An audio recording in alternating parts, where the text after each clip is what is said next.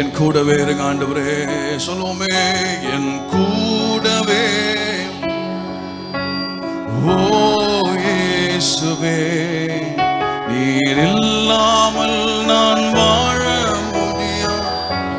என் பக்கத்திலிரும், என் பக்கத்திலே இரும் ஓ இயேசுவே, நீர் இல்லாமல் நான் வாழ முடியாது.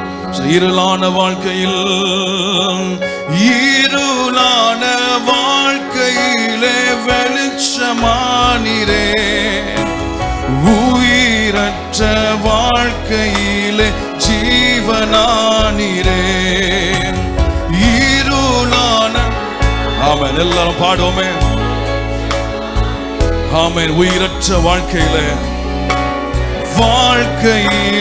ஜீவனானீரே, என் வெளிச்சமும் நீரே, என் ஜீவனும் நீரே, எனக்கெல்லாமே நீங்கதான். ஹல்லேலூயா. ஆண்டவரை பார்த்து சொல்லுவோமே, என் வெளிச்சமும் நீ, எனக்கு எல்லாம் நீங்க தான் ஆண்டவரே. நீங்க எல்லாம் எதுவுமே செய்ய முடியாது, எல்லாமே என் கூடவே இரும், என் கூடவே இரும் ஓ இயேசுவே, நீர் இல்லாமல் நான் வாழ முடியாது. என் பக்கத்திலிரும், என் பக்கத்திலே இரும் ஓ இயேசுவே, வாழ முடியாது. கண்ணீர் சிந்தும் நேரத்தில், கண்ணீர் சிந்தும் நேரத்தில் தாயுமானீரே, காயப்பட்ட நேரத்தில் தகப்பனானீரே. சொல்ல, கண்ணீர் சிந்தும் நேரத்தில் சத்தத்தை உயர்த்தி பாடுவோமே, எல்லாரும் சத்தத்தை உயர்த்தி. காயப்பட்ட நேரத்தில் கரங்களை உயர்த்தி, என் அம்மாவும் நீரே, என் அப்பாவும் நீரே, எனக்கெல்லாமே நீங்கதான். ஆமே, எனக்கெல்லாம் நீங்கதான் ஆண்டவரே. எனக்கு தாயும் தகப்பனும் நீரே, எனக்கெல்லாமே. வியாதியின் நேரத்தில், வியாதியின் நேரத்தில் வைத்தியரானீரே, சோதனை நேரத்தில் நண்பனானீரே.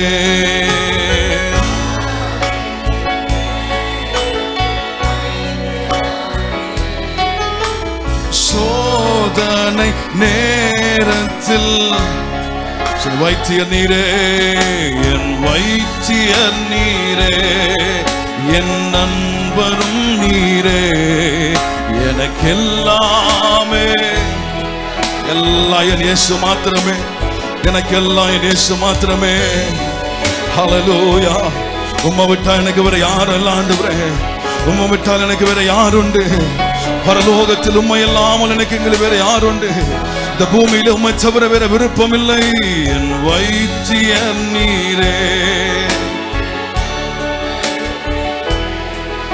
எனக்கு எல்லாமே. சொல்லுங்க, என் வெளிச்சம் நீரே, என் வெளிச்சமும் நீரே, என் ஜீவனும் நீரே, எனக்கெல்லாமே, எனக்கெல்லாமே, எல்லாமே. ஆண்டவரை பார்த்து சொல்ல, என் கூட ஆண்டவரே, என் கூடவே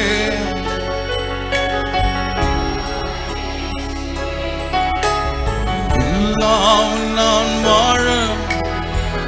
எல்லாரும் கேட்போம், என் பக்கத்தில் இருங்கப்பா, என் பக்கத்திலே எல்லா சூழ்நிலையிலும் நீர் என்னோடு கூட இரும்.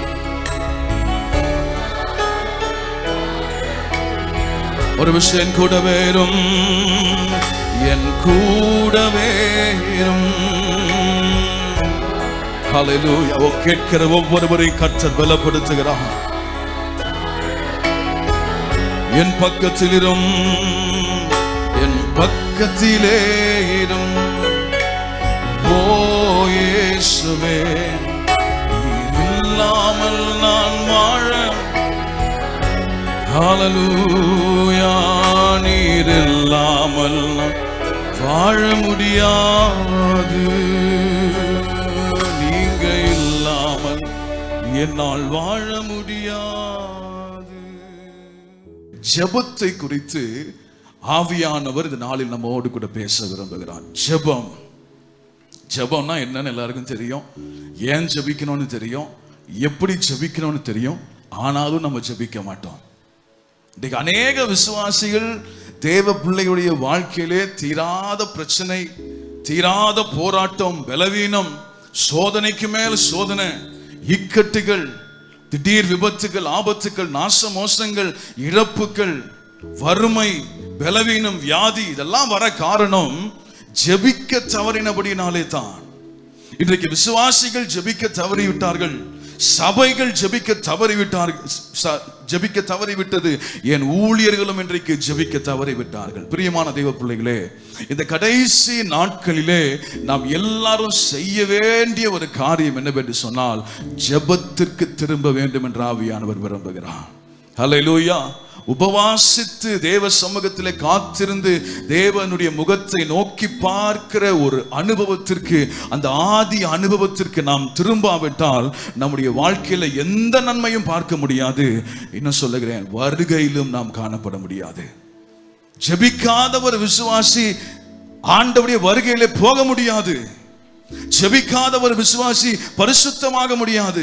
ஜெபிக்காத ஒரு சபை பரிசுத்தம் அடையாது. அப்ப நான் பரிசுத்தத்தின் மேல் பரிசுத்தம் அடையணும் என்று சொன்னால் ஆதி என்னுடைய ஜெப அனுபவத்திற்கு நாம் திரும்ப வேண்டும். நாளிலும் ஒரு சில காரியங்களை மாத்திரம் ஜெபத்தின் மூலமாய், ஜெபம் எதற்காக, ஜெபம் என்ன செய்யும், ஜெபம் எப்படிப்பட்டது, ஜெபம் காரியங்களை எப்படி மாற்றும், தேவன் எப்படிப்பட்ட ஜெபத்தை எதிர்பார்க்கிறார், தேவன் ஏன் ஜெபத்தை எதிர்பார்க்கிறார் என்று சொல்லுகிற ஒரு சில காரியங்களே ஒரு பிரசங்கமாய் அல்ல, ஆவியானவர் நம்மோடு பேசுகிற ஒரு நேரடி வார்த்தையாக இதை நீங்கள் கேட்கும்படி உங்களை அன்பாய் கேட்டுக்கொள்கிறேன். 1 சாமுவேலின் புஸ்தகம் 12ஆம் அதிகாரம் 23வது வசனத்தை நான் வாசிக்கிறேன். 1 சாமுவேல் 12ஆம் அதிகாரம் 23வது வசனம் நமக்கு தெரிந்த வசனம், ஜெபத்தில் அடிக்கடி பயன்படுத்துகிற ஒரு வசனம். நானும் உங்களுக்காக விண்ணப்பம் செய்யாதிருப்பேனாகில் கர்த்தருக்கு விரோதமாக பாவம் செய்கிறவனாயிருப்பேன், அது எனக்கு தூரமாயிருப்பதாக, நன்மையும் செவ்வையுமான வழியை நான் உங்களுக்கு போதிப்பேன். ஹல்லேலூயா. தேவனுடைய தீர்க்கதரிசியாகிய சாமுவேல் சொன்ன ஒரு வார்த்தை, நானும் உங்களுக்காக விண்ணப்பம் செய்யாதிருப்பேனாகில் கர்த்தருக்கு விரோதமாய் நான் பாவம் செய்கிறவனாயிருப்பேன். ஜெபம் நாம் ஜெபிக்காத பட்சத்தில், ஜெபமின்மை, ஜெப குறைவு, நாம் ஜெபிக்கவில்லை என்று சொன்னால் அது எப்படி இருக்கிறதா, கர்த்தருக்கு விரோதமான பாவம். பாவங்களிலே பல வகை உண்டு.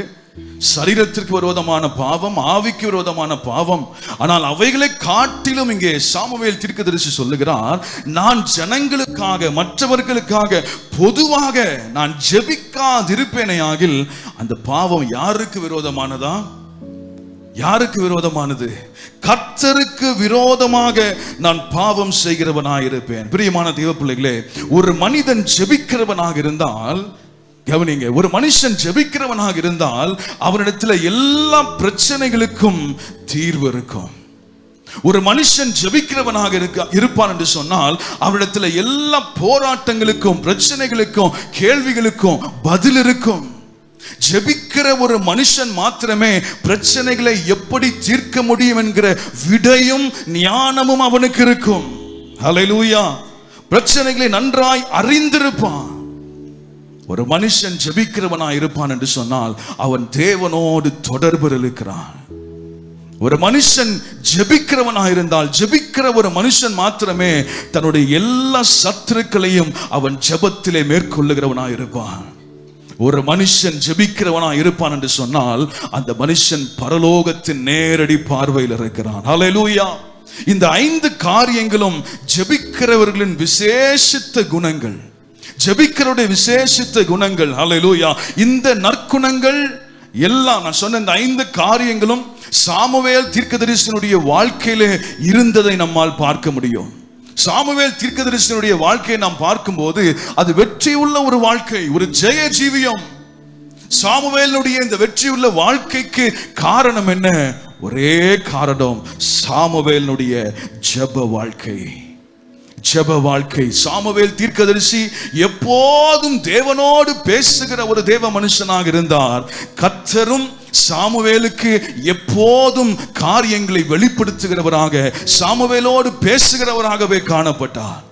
பிரியமான தெய்வ பிள்ளைகளே, சாமுவேல் தேவனிடத்திலிருந்து நேரடியாக பதிலை பெற்றுக்கொண்டார் என்று சொல்லி அநேக இடங்களிலே நாம் வாசிக்கிறோம். பழைய ஏற்பாட்டிலே ஒரு மனுஷன் தேவனிடத்திலிருந்து நேரடியாக பதிலை பெற்றுக்கொண்டார் என்று சொன்னால் ஒரே காரணம், சாமுவேல் எப்போதும் கர்த்தருக்கு முன்பதாக தேவ சமூகத்திலே நிற்கிறவராக காணப்பட்டார். ஹல்லேலூயா. நீங்கள் எரேமியா தீர்க்கதரிசியின் புத்தகம் 15ஆம் அதிகாரம் 1வது வசனத்தை வாசிப்போம் என்று சொன்னால் அங்கே ஆண்டவரே சொல்லுகிறார் பாருங்க, கர்த்தர் என்னை நோக்கி, மோசேயும் சாமுவேலும் என் முகத்துக்கு முன்பாக நின்றாலும் என் மனம் இந்த ஜனங்கள் பட்ச சாராது. ஹல்லேலூயா.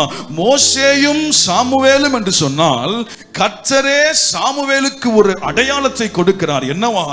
சாமுவேல் எப்போதும் எனக்கு முன்பதாக நிற்கிறவன், சாமுவேல் எப்போதும் ஜெபிக்கிறவன். அந்த அளவிற்கு சாமுவேல் தீர்க்கதரிசி ஒரு நல்ல ஜெப வீரனாக இருந்தார். ஹல்லேலூயா. பிரியமான தேவ ஜனமே, ஜெபத்தை நாம் சாதாரணமாக எண்ணக்கூடாது. ஜெபத்தை நாம் அசட்டை பண்ணக்கூடாது. ஜெபத்தின் வல்லமையை நாம் குறைத்து மதிப்பிடக்கூடாது. இன்றைக்கு அநேக தேவ பிள்ளைகள் விசுவாசிகளுடைய வாழ்க்கையில பின்மாற்றம், தடுமாறுகிறார்கள், சறுக்குகிறார்கள், பாவத்திலே விழுகிறார்கள். காரணம் என்னவென்று சொன்னால் ஜெபக்குறைவு. ஜெபக்குறைவு. ஜெபிக்கிறவனால் பாவம் செய்ய முடியாது, பாவம் செய்கிறவனால் ஜெபிக்க முடியாது. நல்ல ஆழமா மனசுல வைக்கணும். ஒருவேளை நீங்க சில பாவங்களோடு, சில பலவீனங்களோடு, சில போராட்டங்களோடு நீங்கள் போராடி கொண்டு இருக்கிறீர்கள், யுத்தம் பண்ணி கொண்டு சொன்னா உங்க வாழ்க்கையில ஜெபம் குறைவா இருக்கிறது என்பதை தெளிவா இருங்கள். மறுபடியும் மறுபடியும் எவ்வளவு சத்தியம் கேட்டாலும், எவ்வளவு வசனம் கேட்டாலும், எவ்வளவு நான் முயற்சி செய்தாலும் என்னால சில குறிப்பிட்ட பாவங்களை விட முடியல, என்னால சில குறிப்பிட்ட பாவங்களை மேற்கொள்ள முடியவில்லை என்று சொன்னா என் வாழ்க்கையில ஜெபம் இல்லை என்ற அர்த்தம். அதான் சொன்னேன், ஜெபிக்கிறவனால பாவம் செய்ய முடியாது, பாவம் செய்கிறவனால ஜெபிக்க முடியாது. ஹல்லேலூயா. எழுப்புதலின் உலக எழுப்புதல் சரித்திரத்திலே ஜான் வெஸ்லி என்று சொல்லுகிற ஒரு பெரிய பரிசுத்தவான் இருந்தார். ஒருவேளை உங்களுக்கு சந்தர்ப்பம் கிடைத்தால் அவருடைய புத்தகத்தை வாங்கி வாசிங்கள். உலக எழுப்புதல் வரலாற்றிலே தேவனால் வல்லமையாய் பயன்படுத்தப்பட்ட ஒரு மிக மிக பெரிய ஒரு பரிசுத்தவான். அவருடைய வாழ்க்கையே ஜெபத்தின் அடிப்படையில் தான். அவருடைய சுவாசம், அவருடைய உயிர் மூச்சு, அவருடைய உணவு எல்லாமே பார்த்தீங்கன்னா ஜெபம் ஜெபம் ஜெபம். பரிசுத்தத்திற்காக மிக அதிகமாய் பக்தி வைராக்கியம் பாராட்டின ஒரு தேவ மனுஷன். ஜெபமும் பரிசுத்தமும் இல்லைன்னு சொன்னா எந்த எழுப்புதலையும் பார்க்க முடியாது என்று சொல்லி ஒரு பெரிய முழக்கத்தை முன்னெடுத்தவர் ஜான் வெஸ்லி. அவரை குறித்து சில நேரங்களில் பிரசங்கத்தில் கூட நான் சில சாட்சிகளை சொல்லி இருக்க கூடும். ஒரு 2 சாட்சி நான் உங்களுக்கு சொல்லும்படியாக விரும்புகிறேன். ஒரு விஷயம், ஜான் வெஸ்லி ஒரு இங்கிலாந்து தேசத்தில் இருக்கிற ஒரு தொழிற்சாலைக்கு அங்க இருக்கிற வேலை செய்கிறவர்கள் தொழிலாளர்களுக்கு பேசும்படியாய் ஒரு 1000-1500 பேர் இருப்பான்னு வைத்துக் கொள்வோமே, ஒரு தொழிலாளர்கள் அவரை பேசும்படியாய் ஒரு ஊழியக்காரரை அழைக்கலாம் என்று சொல்லி ஒரு பெரிய கூட்டத்தை ஒழுங்கு செய்து ஆயிரக்கணக்கான தொழிலாளர்கள் அமர்ந்திருக்கும் போது ஜான் வெஸ்லி அழைத்தார்களா. ஜான் வெஸ்லி என்கிற தேவ மனுஷன் மேடைக்கு வந்தார். அவர் மைக்கில் ஒரு வார்த்தை கூட பேசல. அந்த மனுஷன் மேடை ஏறி நின்ற மாத்திரத்தில் அங்கே உட்கார்ந்திருந்த ஆயிரக்கணக்கான தொழிலாளர்களும் தங்கள் மார்பில் அடித்து அழத் தொடங்கினார்கள். ஓ, நான் பாவி, நான் பாவியான மனுஷன், எனக்கு ஒரு இரட்சகர் வேண்டும் என்று சொல்லி ஒவ்வொருவரும் அழத் தொடங்கினார்களாம். அப்படிப்பட்ட ஒரு ஜெப ஜீவியம், ஒரு பரிசுத்த வாழ்க்கை வாழ்ந்த ஒரு தேவ மனுஷன் ஜான் வெஸ்லி. இது அவருடைய சொந்த பட்டணம், இன்னொரு சாட்சியை சொல்கிறேன் பாருங்க. வேற ஒரு பட்டணத்திற்கு ஜான் வெஸ்லி அழைத்தார்களாம். வேற ஒரு பட்டணத்துக்கு ஊழியத்திற்காக போய் அங்கே தங்கி இருக்கிறார். அவர் தங்கி இருக்கிற அந்த இடத்திற்கு பக்கத்துல ஒரு பள்ளிக்கூடம் இருந்ததாம். நல்லா கவனிங்க. அந்த பள்ளிக்கூடத்துல திடீரென்று மாணவர்கள் உட்கார்ந்து கொண்டிருக்கும் போது ஒவ்வொரு மாணவரா அழத் தொடங்கினாங்களாம். எல்லாரும் அழுறாங்க. ஆசிரியர்கள் போய் ஏன் அழுவுறீங்க, ஏன் அழுவுறீங்க, என்னாச்சுன்னு கேட்கும் போது ஒவ்வொருவரும் சொன்னார்களாம், நான் ஒரு பாவி, நான் ஒரு பாவி, எனக்கு ஒரு ரட்சகர் தேவை என்று சொல்லி சின்ன பிள்ளைங்க தான் சொல்லுவாங்க. ஜான் வெஸ்லி அவர் ஒரு இடத்திற்கு வந்தால் மாத்திரமல்ல, அவர் ஒரு இடத்திற்கு போகிறார் என்று சொன்னாலே தேவ பிரசன்னம் அந்த இடம் முழுவதையும், அந்த பட்டணம் முழுவதையும், அந்த பகுதி முழுவதையும் ஆளுகை செய்யுமா. பின்னர் தான் கேள்விப்பட்டாங்க ஜான் வெஸ்லி அருகிலே வந்திருக்கிறார் என்று சொல்லி. அப்படிப்பட்ட வல்லமையான ஒரு தேவ மனுஷன். ஒரு நாளைக்கு 4 மணி நேரம் அல்லது 3 மணி நேரம் மாத்திரமே நீங்க அவரை வெளியே பார்க்க முடியும். மீதி எல்லா நேரங்களிலும் அவர் தன்னுடைய ஜெப அறையிலே முழங்கால் போட்டு கொண்டிருப்பார். ஒரு விஷயம், ஜான் வெஸ்லி அவர் மரித்த பிறகு அவர் வாழ்ந்த வீட்டை ஒரு நினைவிடமாக மாற்றி விட்டார்கள். ஆரம்பத்தே சொன்ன, நீங்க ஒரு பிரசங்கமா ரொம்ப இது கேட்க வேண்டாம். ஆவியானவர் பேசுகிற ஒரு வார்த்தை அநேகரோடு பேசுவார் என்று விசுவாசிக்கிறேன். அவர் வாழ்ந்த வீட்டை ஒரு நினைவிடமாக மாற்றி விட்டார்கள். அப்போ அங்கிருந்த ஒரு ஸ்கூல்ல இருந்து பிள்ளைங்களை எல்லாம் பிக்னிக் கூட்டிட்டு போயிருக்காங்க. இந்த மாதிரி நம்ம தேசத்துல இத்தனை ஆண்டுகள் இப்படிப்பட்ட ஒரு பெரிய எழுப்புதல், ஒரு பெரிய பரிசுத்தவான் வாழ்ந்த ஒரு வீடு, ஒரு விசிட் பண்ணிட்டு வரலான்னு சொல்லி அங்க இருக்க பிள்ளைகள் எல்லாம் அந்த ஜான் வெஸ்லி அவர் வாழ்ந்த வீட்டிற்குள்ளே அடைத்து கொண்டு போனார்கள். அப்போ ஒரு அறையா, ஒரு ஹாலு, டைனிங் ரூம் எல்லாவற்றையும் சுற்றி பார்த்து விட்டு அவர் இருந்த அந்த ஜெப அறையை அவர்கள் திறந்து விட்டார்களாம். பிரியமான தெய்வ பிள்ளைகளே, அந்த அறை அப்படியே காணப்பட்டது. ஒன்றுமே இல்லை, ஒரே ஒரு மேஜை, ஒரே ஒரு கட்டில், அவ்வளவுதான். அந்த கட்டில் அருகே ஆச்சரியமான விஷயம், ஜான் வெஸ்லின் அந்த அவர் படுக்கை, அந்த படுக்கையின் அருகே அவர் தரையில பார்த்தீங்கன்னா 2 பெரிய ஓட்டை இருந்ததுதான், ஒரு குழி போன்ற ஒரு அமைப்பு. அப்ப சொன்னாங்களாம், இந்த குழி வேற எதுவும் இல்லை, ஜான் வெஸ்லி முழங்கால் படிட்டு ஜெபித்த இடம். அந்த மனுஷன் ஜெபிச்சு இங்க இருக்கிற மாதிரி செங்கல் சிமெண்ட் வீடுலாம் கிடையாது, மர வீடுகள் தான். அந்த மனுஷன் முழங்கால் போட்டு ஜெபித்து அந்த இடமே குழியாக மாறிவிட்டது. எல்லா பிள்ளைங்களையும் கூட்டிட்டு வந்தாங்க, வேன்ல ஏத்துனாங்க, எல்லா பிள்ளைங்களையும் கவுண்ட் பண்ணாங்க. 50 பிள்ளைங்க போனாங்கன்னா 49 பிள்ளைகள் தான் இருக்கிறாங்க. ஒரு பிள்ளைய காணோம், ஒரு மாணவனை காணோம். எங்க போனா, எங்க என்னாச்சுன்னு தேடி அலைந்து கடைசியா கண்டுபிடித்தாங்க. அந்த ஒரு மாணவன் ஜான் வெஸ்லி எங்க முழங்கால் படிட்டாரோ அதே இடத்துல அவன் தன்னுடைய முழங்கால்களை வைத்து அந்த மாணவன் ஜெபித்து கொண்டிருந்தான். ஹல்லேலூயா. அந்த மாணவன் பின் நாட்களிலே உலகத்தை, ஜான் வெஸ்லியை காட்டிலும் உலகத்தை அசைக்கிற மிகப்பெரிய ஒரு சுவிசேஷகராய் மாறினான். அவர்தான் டாக்டர் பில்லி கிரஹாம். ஹல்லேலூயா. சரித்திரத்துல நீங்க எங்க திரும்பி பாருங்க, ஒரு தனி மனிதனின் ஜெபம் தேசத்துல பெரிய மாற்றங்களை கொண்டு வரும். ஹல்லேலூயா. ஜெபம் தான் காரியங்களை மாறுதலாய் முடிய பண்ணும். ஜெபத்தின் வல்லமையை ஒரு நாளும் நாம் குறைத்து மதிப்பிடக்கூடாது. ஜெபம் முடியாத சில காரியங்களை நம்முடைய வாழ்க்கையில முடிவுக்கு கொண்டு வரும். பாருங்க, அன்னாள் என்கிற ஒரு ஸ்திரீ, ஒரு பெண் ஜெபித்த ஜெபத்தை வைத்து ஆண்டவர் தேசத்தின் தலையெழுத்தையே, தேசத்தின் நிலைமையை மாற்றி விட்டான். அது பின்னர் உங்களுக்கு சொல்லுவேன். ஒரு பெண், ஒரு ஸ்திரீ ஜெபித்த ஒரு ஜெபம் தேசத்தை அசைக்க, தேசத்தை மாற்ற, தேசத்தில் பெரிய மாற்றங்களை எழுப்புதலை கொண்டு வர ஆண்டவருக்கு ஒரு பெரிய கூட்ட அவசியம் இல்லை. உண்மையாய் தன்னை ஜெபிக்க அர்ப்பணிக்கிற ஒரு மனுஷன் போதும். ஒரு மனுஷன், சத்தம் ஒரு ஆமென் சொல்லுங்க பார்க்கலாம். அதான் ஆண்டவரே சொன்னா, திறப்புல நிற்க 10 பேரை அல்ல, 100 பேரை அல்ல, ஒரு கூட்டத்தை அல்ல, ஒரு மனுஷனை தேடினேன். ஒரு மனுஷன். அர்ப்பணிக்கப்பட்ட, ஒப்பு கொடுத்த, ஜெபிக்க தன்னை அர்ப்பணிக்கிற ஒரு மனுஷன் போதும், அவனை கொண்டு தேவன் தேசத்தை அசைப்பார். அல்லேலூயா.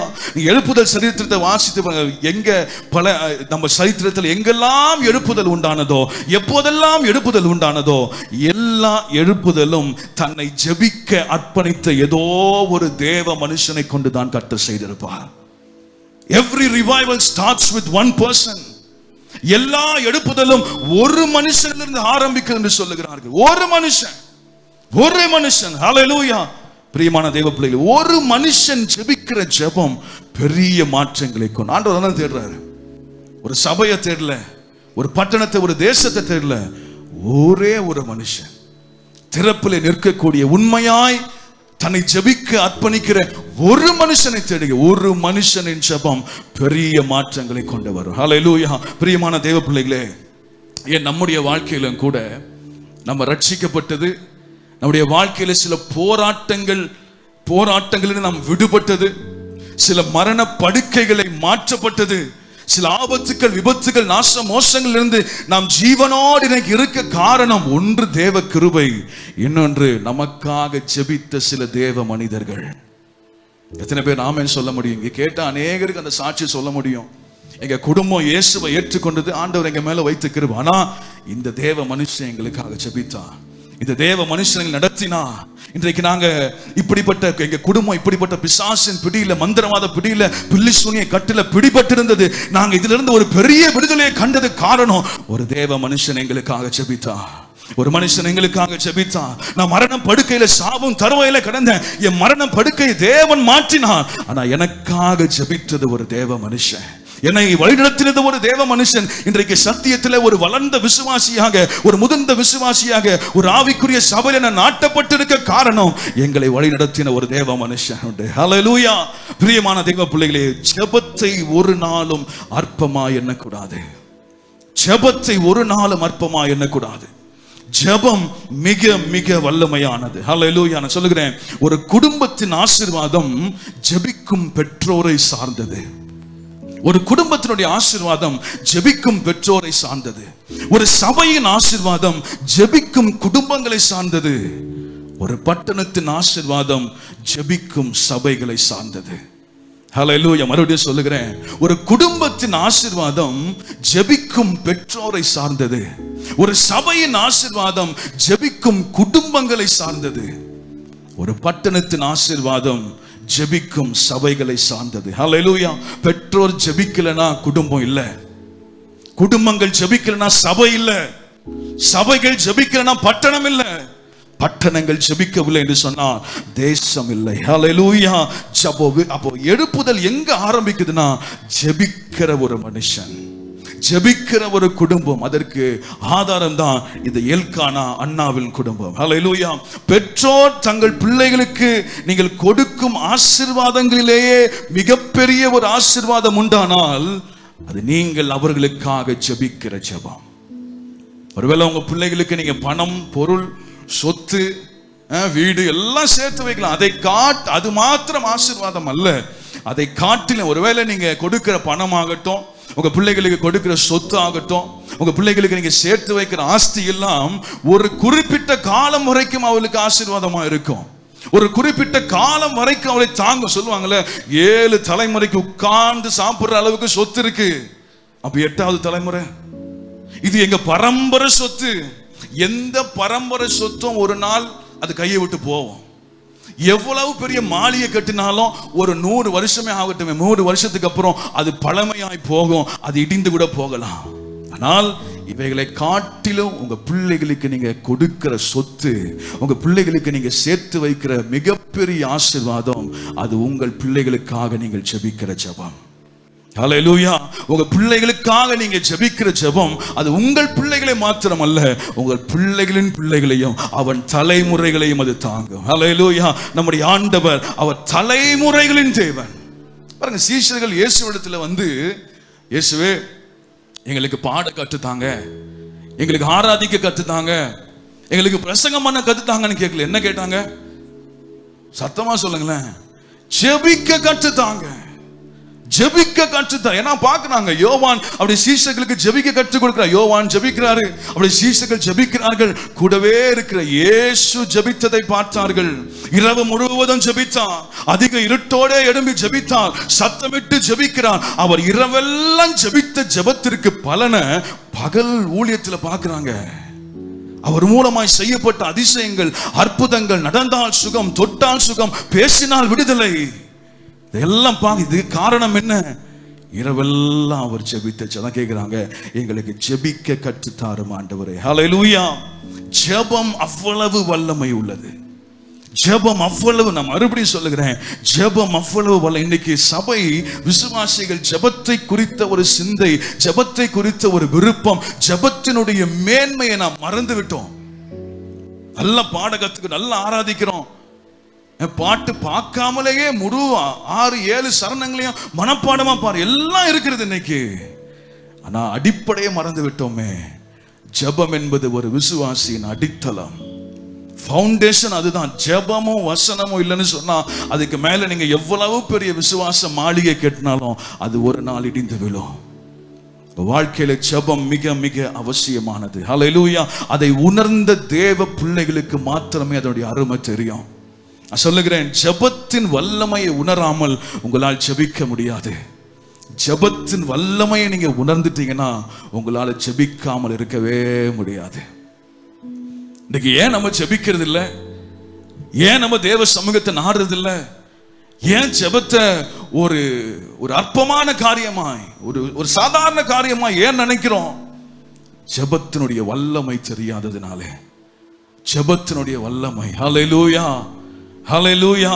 சில நேரங்களிலே நம்முடைய வாயிலிருந்து வார்த்தைகள் ஜெபமாய் வரவில்லை என்று சொன்னாலும் நம்முடைய பெருமூச்சின் சத்தத்தை கர்த்தர் கேட்கிறார். பெருமூச்சின் சத்தம், பெருமூச்சு, ஆண்டவரே அப்படின்னு ஒரு பெருமூச்சு விட்டாலும் அது அவருடைய சமூகத்தில் ஜெபமாக எண்ணுகிறது. அதையும் கேட்டு அவர் பதில் தந்திருக்கிறார். ஹல்லேலூயா. பிரியமான தெய்வ பிள்ளைகளே, பிரச்சனைகள், போராட்டங்கள், சோர்வுகள், பலவீனங்கள் வரும்போது ஜெபிக்கிற தேவ பிள்ளைகளுடைய இருதயம் தானாய் ஜெபத்திற்கு நேராய் திரும்பும். ஏன்னா உங்களுக்கு தெரியும், இந்த பிரச்சனை, இந்த போராட்டம், இந்த பலவீனம் எல்லாவற்றுக்கும் தீர்வு, பதில் ஜெபத்தில் மாத்திரமே இருக்கிறது. ஹல்லேலூயா. ஒருவேளை இதுவரை நீங்க ஜெபிக்காமல் இருக்கலாம். ஒரு ஜெப அனுபவம், ஒரு ஜெப வாழ்க்கை, ஒரு ஜெப ஜீவியம் உங்களுக்கு இல்லாமல் இருக்கலாம். ஒருவேளை ஒரு காலத்துல நன்றாய் ஜெபித்த ஒரு விசுவாசியா இருந்து இன்றைக்கு அந்த ஜெப அனுபவத்தை, ஜெப ஜீவியத்தை இழந்து உங்க ஜெப பலிபீடம் இடிந்து போய் காணப்படலாம். கர்த்தருடைய ஆவியானவர் சொல்லுகிறார், அந்த பலிபீடத்தை முதலாவது சரிப்படுத்து, இந்த பலிபீடத்தை முதலாவது சீர்படுத்து. பலிபீடம் செப்பனிடப்படாமல் வானத்திலிருந்து அக்கினி இறங்க முடியாது, வானத்திலிருந்து எதுவும் எதிர்பார்க்க முடியாது. கர்த்தர் சொல்லுகிறார், பலிபீடத்தை சீர்படுத்துங்க, உங்க ஜெப பலிபீடத்தை சீர்படுத்துங்க. இன்றைக்கு இந்த உபவாச ஜெபத்தில் கூடி வந்திருக்கிற ஒவ்வொரு தேவ பிள்ளைகளையும் பார்த்து நான் கேட்க விரும்புகிறேன், ஒரு நாளில் எவ்வளவு நேரம் நீங்க தேவனோடு செலவிடுகிறீங்க? எவ்வளவு நேரம் ஜெபிக்கிறீங்க? உங்களுக்கு ஒரு ஜெப அனுபவம் இருக்கிறதா? ஒரு ஜெப ஜீவியம் இருக்கிறதா? கொஞ்சம் யோசித்து பாருங்க. நான் ஜெபிக்காமலேயே எனக்கு தெரியும், மாத கணக்கில் ஜெபிக்காத விசுவாசிகளும் உண்டு. வெறும் ஆராதனைக்கு வர்றது, வீட்டில் போய் பைபிளை தூக்கி போட்டுட்டு அடுத்த வேலையை பார்க்கறது. மாச கணக்கில், வருஷ கணக்கில் ஜெபம் இல்லாத ஒரு விசுவாசி எப்படி விசுவாசியாக முடியும்? உங்களை நீங்கள் எப்படி விசுவாசின்னு சொல்லிக் கொள்ள முடிகிறது? ஆண்டவரோடு பேசாமல் நான் தேவ பிள்ளை என்று சொல்லி உங்களால் எப்படி சொல்ல முடியும்? பிரியமான தேவ பிள்ளைகளே, உங்க வாழ்க்கையில சில போராட்டங்கள், சில நஷ்டங்கள், சில இழப்புகள் தேவன் அனுமதிக்க காரணம் என்ன? நீங்கள் ஜெபிக்க வேண்டும் என்று தேவன் விரும்புகிறார். நீங்கள் ஜெபிக்க வேண்டும் என்று தேவன், ஒருவேளை நீங்க ஜெபிக்கிறவர்களை போல காண்பித்துக் கொள்ளலாம், ஆனா உங்க வாழ்க்கையை பார்த்தா தெரியும் நீங்க ஜெபிக்கிறீங்களா இல்லையான்னு சொல்லி. தேவனோடு ஒரு ஆழமான உறவு இருக்குமையானால், ஒரு ஜெப ஜீவியம் உங்களுக்கு இருக்குமையானால், உங்க வாழ்க்கையில எல்லாவற்றையும் கர்த்தர் நன்மையாய் நடப்பிப்பார். உங்க ஜெப பலிபீடம் சரியா இருக்குமையானால் நீங்க அக்கினிக்காக போராட வேண்டியதில்லை, தானாய் அக்கினி வந்து இறங்கும். ஹல்லேலூயா. இன்றைக்கே அந்த ஜெப பலிபீடத்தை சீர்படுத்துங்கள். ஹல்லேலூயா. பிரியமான தேவ பிள்ளைகளே, சாமுவேல் தீர்க்கதரிசியின் வாழ்க்கையிலே இந்த ஜெபம் எவ்வளவு முக்கியமாக இருந்தது என்பதை குறித்து ஒரு சில வார்த்தைகளை மாத்திரம் நான் சொல்லி முடிக்கும்படியாக விரும்புகிறேன். இது ஒரு பெரிய ஒரு பிரசங்கம். சாமுவேலுடைய வாழ்க்கையில நீங்க எங்க திருப்பினாலும் அங்க ஜெபத்தை பார்க்க முடியும். அவ்வளவு பெரிய ஒரு ஜெப வீரன் சாமுவேல் தீர்க்கதரிசி. ஆனால் எல்லாவற்றையும் சொல்ல நேரம் இல்லை. ஒரே ஒரு காரியத்தை நான் சொல்லி முடிக்கும்படியாக விரும்புகிறேன். சாமுவேலுடைய வாழ்க்கையில இந்த ஜெபம் எவ்வளவு முக்கியமா இருந்தது, இந்த ஜெபம் எவ்வளவு பெரிய பங்காற்றியது. முதலாவது, சாமுவேல் ஜெபத்தால் பிறந்தவர். சாமுவேல் தீர்க்கதரிசி அவருடைய பிறப்பே ஜெபத்துல தான், ஜெபத்தாலேயே பிறந்த ஒரு தேவ மனுஷன். 1 சாமுவேலின் புஸ்தகம் 1ஆம் அதிகாரம் 20ஆம் வசனத்திலே வாசிக்கிறோம். சில நாள் சென்ற பின்பு அன்னாள் கர்ப்பவதியாகி ஒரு குமாரனை பெற்று கர்த்தரிடத்தில் அவனை கேட்டேன் என்று சொல்லி அவனுக்கு சாமுவேல் என்று பெயரிட்டாள். கர்த்தரிடத்தில் அவனை கேட்டேன் என்று சொல்லி அன்னாள் தன் குமாரனுக்கு சாமுவேல் என்று பெயரிட்டாள். சாமுவேல் என்றால் தேவனிடத்தில் கேட்கப்பட்டது என்ற அர்த்தம். பாருங்க, சாமுவேல் ஜெபித்தாள், கர்த்தரிடத்தில் கேட்டாள். அவள் கேட்ட விண்ணப்பத்தை தேவன் கேட்டு அவளுக்கு சாமுவேலை கொடுத்தார். ஹல்லேலூயா. அப்படி என்றால் இல்லாதவைகளை உங்க வாழ்க்கையில ஜெபம் பிறப்பிக்க பண்ணும். ராமன் சொல்லலாமே. ஹல்லேலூயா. ஜெபம் உங்க வாழ்க்கையில இல்லாத சில காரியங்களை பிறப்பிக்க பண்ணும். ஜெபம் ஜெபிக்கிற காரியங்களை உங்க வாழ்க்கையில கொண்டு வரும். பர்த்திமேயு குருடன் இயேசுவிடத்துல வந்து நிற்கிறான். அவனை கொண்டு வருகிறார்கள். இயேசு கேட்கிறார், நான் உனக்கு என்ன செய்ய வேண்டும்? அவன் சொன்னான், நான் பார்வை அடைய வேண்டும். வசனம் சொல்லுகிறது, உடனே அவன் பார்வை அடைந்தான். அவன் இயேசுவிடத்துல கேட்டதை, அவன் ஜெபித்ததை, அவனுடைய வாழ்க்கையில இல்லாததை அவன் உடனே பெற்றுக்கொண்டான். அவன் வாழ்க்கையில இல்லாதது என்ன? கண் பார்வை. அதை இயேசுவிடத்துல கேட்டான், அதை உடனே அவனுக்கு தந்தள்ளினான். இல்லாத ஒன்று அவன் வாழ்க்கையில உண்டானது. அதேதான் சாமுவேலுடைய வாழ்க்கையும். அன்னாளுக்கு பிள்ளை இல்லை, அவள் பிள்ளை கேட்டாள். கர்த்தர் அவள் ஜெபத்தை கேட்டு சாமுவேலை கொடுத்தார். ஹல்லேலூயா. தான் சொன்னேன், ஜெபம் உங்க வாழ்க்கையில இல்லாதவைகளை பிறப்பிக்க பண்ணும். ஹல்லேலூயா. இந்த சாமுவேல் தீர்க்கதரிசியை குறித்து நாம் பார்க்கும்போது, நியாயாதிபதிகளின் காலத்திற்கும் ராஜாக்களின் காலத்திற்கும் இடைப்பட்ட காலத்திலே வாழ்ந்த ஒரு தேவ மனுஷன், ஒரு தீர்க்கதரிசி சாமுவேல். பாருங்க, இந்த சாமுவேல் தான் கடைசி நியாயாதிபதி. புதிய முதலாவது ராஜாவை அபிஷேகம் பண்ணுவதை கர்த்தர் சொல்ல அபிஷேகம் பண்ணுவதும் இந்த சாமுவேல் தீர்க்கதரிசி தான். சாமுவேல் தான் ஒரு முதல் ராஜாவை தேர்ந்தெடுக்கிறார். ராஜாக்களின் காலமே சாமுவேலின் தீர்க்கதரிசியின் மூலமாய் தான் அங்கே ஆரம்பமாகிறது. முதலாவதாக வேதத்திலே 3 பெரிய ஸ்தானங்களை வகித்தவர் சாமுவேல் தீர்க்கதரிசி மாத்திரமே. நியாயாதிபதி என்கிற ஸ்தானம், தீர்க்கதரிசி என்கிற ஸ்தானம், ஆசாரியன் என்கிற ஸ்தானம். இந்த 3 ஸ்தானங்களையும் வகித்த முதலாவது தேவ மனுஷன் யார் என்று சொன்னால் சாமுவேல் தீர்க்கதரிசி. ஹல்லேலூயா. இந்த சாமுவேல் தீர்க்கதரிசி இப்படிப்பட்ட இவ்வளவு பெரிய தேவ மனுஷன், இவ்வளவு பெரிய ஸ்தானங்களை வகித்த தேவ மனுஷன் எப்படி பிறந்தார் என்று சொன்னால் ஜெபத்தினால் பிறந்தார். பிரியமான தேவ பிள்ளைகளே, சாமுவேல் தீர்க்கதரிசி பிறக்கும் போது அன்றைக்கு தேசத்தில் இருந்த நிலைமைகளை சற்று நாம் கவனித்து பார்க்க வேண்டும். எப்படிப்பட்ட நிலைமையில் சாமுவேல் பிறந்தார், எப்படிப்பட்ட நிலையிலே சாமுவேல் பூமிக்கு வந்தார், எப்படிப்பட்ட நிலையிலே சாமுவேல் உண்டானார் என்பதை சற்று நாம் மனதிலே வைக்க வேண்டும். 3 நிலைமைகளை நான் சொல்லும்படியாக விரும்புகிறேன். முதலாவதாக தேசத்தின் அரசியல் நிலைமையை நாம் சிந்தித்து பார்க்க வேண்டும். சாமுவேல் பிறக்கும் போது தேசத்தினுடைய அரசியல் நிலைமை எப்படி இருந்ததா? நியாயாதிபதிகளின் புஸ்தகம் 21ஆம் அதிகாரம் 25வது வசனத்திலே வாசிக்கிறோம். அந்நாட்களிலே இஸ்ரவேலில் ராஜா இல்லை, அவனவன் தன் பார்வைக்கு சரி போனபடி செய்து வந்தான். அவனவனுக்கு தோன்றின பார்வையின்படி எப்படி தோன்றுகிறதோ அப்படி வாழ்ந்த ஒரு காலம். ராஜா அந்த தேசத்துல இல்ல, ராஜா இல்ல. அவனவனுக்கு என்ன தோணுதோ, என்ன செய்யணும்னு தோணுதோ, எப்படி வாழணும்னு தோணுதோ, மனம் போன போக்கிலே வாழ்ந்து கொண்டிருந்த ஒரு காலம். தேசத்தின் அரசியல் நிலைமை மிக மோசமா இருந்தது. ஏனென்று சொன்னால் இஸ்ரவேல் என்கிற தேசத்தின் ராணுவத்திற்கு ஒரு தலைமை இல்லை. ஏனென்றால் பெலிஸ்தீன் எல்லாவற்றையும் சிறைபிடித்துக் கொண்டு போய்விட்டான். கொஞ்சம் யோசித்து பாருங்க. தலைமை இல்லாத ஒரு ராணுவம் எப்படி இருக்கும்? ராஜா இல்லாத ஒரு தேசம் எப்படி இருக்கும்? மிக மோசமான நிலை. எல்லாவற்றையும் சிறைபிடித்துக் கொண்டு போய்விட்டார்கள். ஆகவே தான் 1 சாமுவேல் 13ஆம் அதிகாரம் 19ஆம் வசனத்திலே அங்கே என்ன நடக்கிறது பாருங்க. எபிரேயர் பட்டணங்களை ஆகிலும் பட்டயங்களை ஆகிலும் ஈட்டிகளை ஆகிலும் உண்டு பண்ணாதபடிக்கு பார்த்துக் கொள்ள வேண்டும் என்று பெலிஸ்தர் சொல்லியிருந்தபடியினாலே இஸ்ரவேல் தேசத்தில் எங்கும் ஒரு கொல்லன் அகப்படவில்லை. ஆயுதங்களை செய்வதற்கு கூட ஒரு கொல்லனையை விட்டு வைக்கவில்லை. கொல்லன் இருந்தாதானே ஆயுதம் செய்வாங்க, ஆயுதம் செய்தாதானே யுத்தம் பண்ணுவாங்கன்னு சொல்லி ஒரு கொல்லனை கூட விட்டு வைக்கவில்லை. எல்லாரும் சிறைபிடித்துக் கொண்டு பெலிஸ்தியன் போய்விட்டான். தேசத்தில் ஒரு கொல்லன் இல்லை, ஒரு ஆயுதம் இல்லை. தேசத்தின் நிலைமை எப்படி இருந்திருக்கும் என்பதை சிந்தித்து பாருங்கள். கொல்லன் இல்லாதபடி பார்த்து கொள்ள வேண்டும் என்று சொல்லி அவர்கள் மிக கவனமாய் மிக ஜாக்கிரதையா இருந்தார்கள். ஆயுதம் இல்லாத ஒரு தேசம், ராணுவ தலைமை இல்லாத ஒரு தேசம், ராஜா இல்லாத ஒரு தேசம், அவனவன் தன் போக்கிலே போன, அவனவன் தன் போக்கிலே வாழ்ந்து கொண்டிருந்த, தறிகட்டு அலைந்து கொண்டிருந்த ஒரு தேசத்தின் நிலைமை எப்படி இருந்திருக்கும் என்பதை தேவ பிள்ளைகள் சிந்தித்து பார்க்க வேண்டும். சுருக்கமாக சொல்ல வேண்டும் என்று சொன்னால், தேசம் சீர்குலைந்து போய் காணப்பட்டது.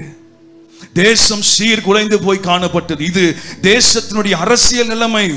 அடுத்தது பாருங்க, தேசத்தினுடைய ஆவிக்குரிய நிலைமை எப்படி இருந்தது? சாமுவேல் பிறக்கும் போது தேசத்தினுடைய ஆவிக்குரிய நிலைமை எப்படி இருந்ததா? 1 சாமுவேல் 3ஆம் அதிகாரம் 1 வசனத்திலே வாசிக்கிறோம். சாமுவேல் என்னும் பிள்ளையாண்டான் ஏலிக்கு முன்பதாக கர்த்தருக்கு பணிவிடை செய்து கொண்டிருந்தான்.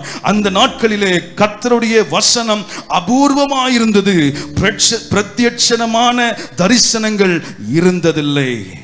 பிரியமான தேவ பிள்ளைகளை கவனிங்க. ஆண்டவருடைய தேசம், சொந்த ஜனம், பரிசுத்த ஜாதி, என்னுடைய ஜனம், இரத்தத்தால் மீட்கப்பட்ட ஜனம், தேவ ஜனம், கர்த்தருடைய ஜனம், இப்படியெல்லாம் சொல்லப்பட்ட, இப்படியெல்லாம் பெயர் பெற்ற இஸ்ரவேல் என்கிற ஜனத்திற்குள்ள என்ன இல்லையா? வசனம் அபூர்வமாயிருந்ததா, கர்த்தருடைய சத்தம் அபூர்வமாயிருந்ததா. முற்காலத்திலே பரிசுத்தவான்களோடு பேசினது போல, மோசேயோடு பேசினது போல, யோசுவாவோடு பேசினது போல தேவ சத்தத்தை இப்ப கேட்க முடியாத ஒரு காலம். மட்டுமல்ல, பிரத்யட்சணமான தரிசனம் அங்கே காணப்படவில்லை. மோசேக்கு தரிசனமானது போல, யோசுவாவுக்கு தரிசனமானது போல, தேவ மனுஷர்களுக்கு பரிசுத்தவான்களுக்கு தரிசனமானது போல ஆண்டவர் தம்மை வெளிப்படுத்தாத ஒரு காலம். தொடர்ந்து நீங்க 1 சாமுவேல் 3ஆம் அதிகாரம் 2-3 வசனங்களை வாசித்தால் தெரியும். அங்கே வாசிக்கிறோம். ஒரு நாள் ஏலி தன்னுடைய ஸ்தானத்திலே படுத்துக் கொண்டிருந்தான். அவன் பார்க்க கூடாதபடி அவனுடைய கண்கள் இருளடைந்திருந்தது. தேவனுடைய பெட்டி இருக்கிற கர்த்தருடைய ஆலயத்தில் தேவனுடைய விளக்கு அணைந்து போகும் முன்னே சாமுவேலும் படுத்துக் கொண்டிருந்தான். இந்த வசனம் பயங்கரமான துக்கமான ஒரு வசனம். மேலோட்டமாய் வாசிக்கும் போது சாதாரண ஒரு வசனத்தை போல தெரியலாம். ஆனா கொஞ்சம் நீங்க அதை நிதானிப்பீர்களானால், கொஞ்சம் நிறுத்தி அதை கொஞ்சம் தியானிப்பீர்களானால், அங்கே வாசிக்கிறோம், விளக்கு அணைந்து போகும் முன்னே சாமுவேல் படுத்தான் என்று அங்கே வாசிக்கிறோம். விளக்கு அணைந்து போக முன்னே சாமுவேல் படுத்தான் என்று சொன்னால், ஆசரிப்பு கூடாரத்திலே விளக்கு அணைந்து போகவே கூடாது. அதுதான் ஆண்டவருடைய கட்டளை, அதுதான் ஆண்டவருடைய பிரமாணம். ஆசரிப்பு கூடாரத்தில் இருக்கிற விளக்கு அணைந்து போகாமல் பாதுகாக்கிற, அதை கவனமாய் பார்த்து கொள்ளுகிற ஊழியம் தான் ஆசாரியனுடைய ஊழியம். ஆனால் விளக்கு அணைந்து போவதற்கு முன்பாகவே சாமுவேல் படுத்துக் கொண்டான் என்று சொன்னால், விளக்கை அணைத்து விட்டு படுத்து உறங்கினான் பிரதான ஆசாரியன் ஏலி. பிரதான ஆசாரியன் ஏலி விளக்கு அணைய போது அதற்கு முன்பதாகவே சாமுவேல் ஓடி வந்து, சின்ன பிள்ளை ஓடி வந்து படுத்துக் கொள்கிறார். அதுதான் அன்றைக்கு இருந்த தேசத்தின் நிலைமை.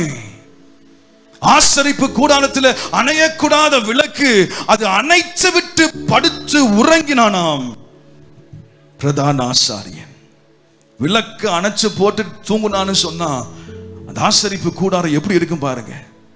கூடாரத்தில் எங்க ஜெபம் இருக்கும், எங்க ஆராதனை இருக்கும், எப்படி தேவ சத்தம் கேட்கும், எப்படி தேவன் தரிசனமாவார், எல்லாவற்றையும் அணைத்து, விளக்கை அணைத்து போட்டு அவன் தூங்கினான், உறங்கினான் என்று சொல்லி பார்க்க. ஸ்தூலித்த மனுஷனா, ஏலியை குறித்து வாசிக்கிறோம். ஸ்தூலித்த மனுஷன், மாம்சத்திற்குரியவன், வெறும் பலிகளை மாத்திரம் வாங்கி வாங்கி உண்டு கொளுத்த ஒரு ஸ்தூலித்த மனுஷன் ஏலி தன் ஸ்தானத்தில் படுத்து உறங்கினான்.